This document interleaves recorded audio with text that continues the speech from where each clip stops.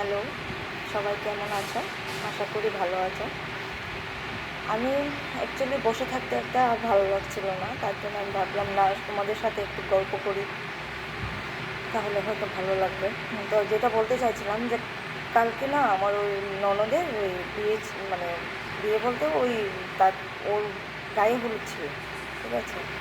তো সারাদিনে আমি ডিউটি সেরে বাড়িতে গিয়ে তারপর কিছু লোক ছিল, ওদের মামি টামি ছিল, ওর হাতে আমাকে মেহেন্দি করিয়ে দিতে হয়েছে। তাও মেহেন্দি আমি পারি না সেই রকম, তারপরও আমি করে দিয়েছি।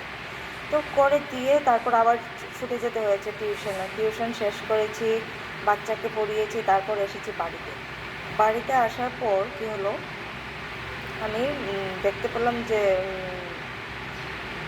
না, ওখানে তো একটু যেতেই হবে, আমার আর শরীরে দিচ্ছিল না। তারপরে কী করব, ওখানে ছুটে গেলাম। যাওয়ার পরে ওখানে গিয়ে দেখি সবাই ঝিমঝিম করছে। তা আমি কী করব, আমি ওখানে বসে থেকে লাভ আছে? তা আমিও কী করেছি, খাওয়ার খেতে বসে গেছি। সারাদিনের শরীর তো টায়ার্ড হয়ে গেছিলাম।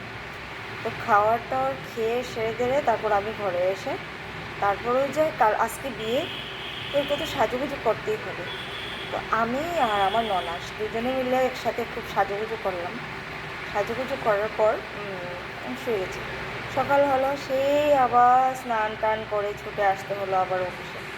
আসার পর এখন বসে বসে গরমে সিদ্ধ হয়ে গেছে। তো কী করবো বুঝতে পারছি না। আবার যেতে হবে 3টার সময়, গিয়ে তো আবার রেডি হতে হবে আস্তে আস্তে, যেহেতু আজকে ননদের বিয়ে।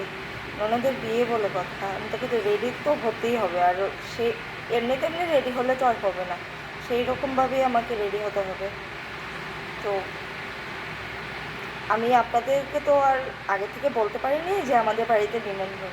কাইন্ডলি আজকে বলে দিচ্ছি, যেহেতু আজকে আমি ফার্স্ট টাইম আপনাদের সামনাসামনি ভিডিওটা বানালাম। তো আপনারা সবাই আজকে আমাদের বাড়িতে নিমন্ত্রণ, আমার ননদের বিয়ে। এসে আপনারা, আমি 4টা ডাল ভাতের কথা বলবো না অন্যদের মতো, আমি একদম স্ট্রেট ফরওয়ার্ড বলছি, যতটুকু পেটে যায় অতটুকুই ভাত খাবে, ঠিক আছে।